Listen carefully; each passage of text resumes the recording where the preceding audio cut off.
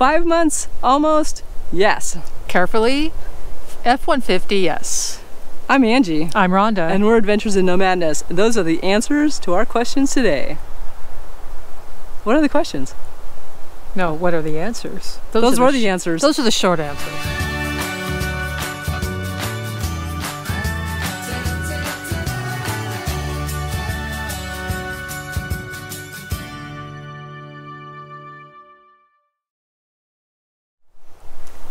Hey, thanks for sticking with us today. We've gotten a lot of questions from all of you, and we really appreciate it, so we keep them coming in the comments below. We love questions. They're fun to answer. So our first question is, how long did it take to order our Escape? It's really going to depend on what the production schedule is with Escape, but we ordered ours in October of 2018, and we picked it up in March of 2019. So we had 5 months between the time we ordered it and the time we picked it up. And the first 2 months are the finalization of your build sheet. So at least for us it was. So if you decide to buy one, make sure you understand how long you have to do that build sheet. And I would recommend giving yourself longer if possible than 2 months. We were right up to the wire, I think, on the final decisions, and we pretty much knew what we wanted to do ahead of time. But then we kept adding stuff. Yeah, I was kind of surprised that with all of the different options that we still had dialogue, like we went back and changed this or that leading up to it. The forum, the Escape forum, is a great place to see what other people suggest, pros, cons on various options, so I do recommend that. But yeah, give yourself plenty of time. Short break to pick up Blitz. He's our needy boy, for sure. Next question is our Escape all season? And I'm gonna say almost. It's not considered a 4-season trailer, but with some of the options you can get, it's a pretty robust 3+ season. There's some options as far as adding extra insulation, adding a spray foam insulation underneath the floor, and tank heaters on both the fresh tank and the gray tank. The black tank is in the compartment below the bed, so that's protected. What else? Thermal windows. So yeah, it's a pretty good. I would actually try it out in 30-degree weather, probably even 20-degree weather would be fine. We've camped a couple nights that were really close to freezing. Definitely gets cool. You're definitely going to get a little bit more moisture, but I think that's true for most RVs. You would definitely, I think, want some additional insulation if you're going to be parked for a while in the cold, as in like some Reflectix or maybe putting something skirting it or something like that. But those are all typical things that you would do with a lot of RVs. But I really love our RV for what it does, and I don't think I would change anything as far as the insulation, etc. No, we did add all the extras as far as that's concerned, so we're ready to go. We've been asked, did we pay Washington taxes upon registration? Oh yeah. We sure did. So you're going to pay registration taxes on wherever you register it, and Washington is pretty high actually.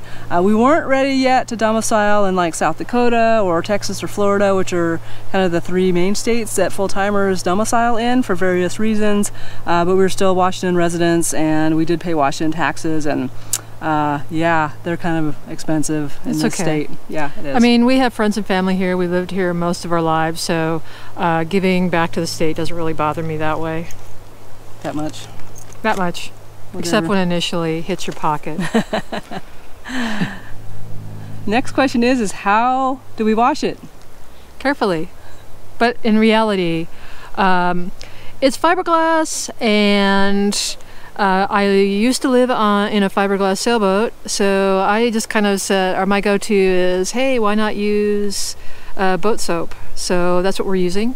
If you go to the forum, I think there are different solutions. I think some people are washing with just your basic turtle wax car wash soap. So, you know, I would do your research. I don't know that I would make a recommendation, but that's what we were using. So that's what we use, how we wash it. So far we've actually washed it we house sat for a week, so we washed it there. We can wash it at our sister's. We haven't taken it to a car wash yet, but we were scoping out some pull-through car washes. They get kind of expensive, but that's probably the option we'll use going forward, is just wash it in a pull-through Some campgrounds will let you, and once in a great while. They may have a service that'll come out, so you can get somebody else to wash it. I don't know that I want to spend that kind of money. The other thing that I have been doing is, if you're in a dusty place like we're camped right now, the summertime it gets really dusty. We had just washed it when we came here, but it dumped rain, I mean really heavy rain, and I just went out with some clean towels and wiped it down, and it looks just fine. So a hard rain after some dust, and just use that to help kind of get off the dirt. That's what I recommend. That works. We've been asked, what is our tow vehicle? Our tow vehicle is a 2008 Ford F-150, 5.4 engine, 5.4 liter, and 4-wheel drive. It does great, and the other question on that is, would we change it? And that answer is yes.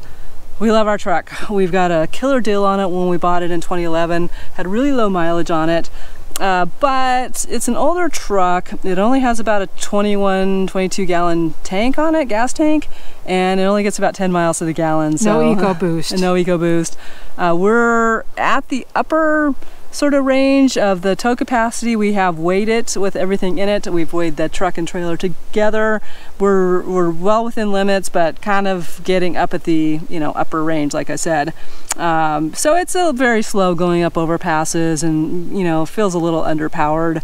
So yeah, eventually it's completely paid for right now, but when we're ready, we'll probably buy a newer Ford, something not brand new, but something with an EcoBoost. It gets better gas mileage and has a little bit bigger tow capacity on it as well. Yep. But Ford F-150s, if you look around, it tends to be, in our experience, kind of the truck of choice for a lot of people pulling a smaller, lightweight trailer like these. Not to say that other trucks aren't awesome and will do the job as well. It's just Ford F-150s seem to be the overwhelmingly popular choice. We had the truck, so that's what we went with. Okay, break to put let's back down. Hey, if you have more questions, please put them in the comments below, and if you like this video, give us a thumbs up and hit that subscribe button. Happy travels. See ya.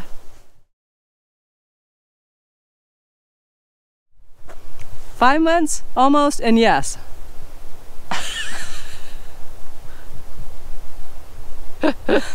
Carefully, F-150, yes. Those are the answers to today's Q&A session. What, are we gonna keep going through all that giggles?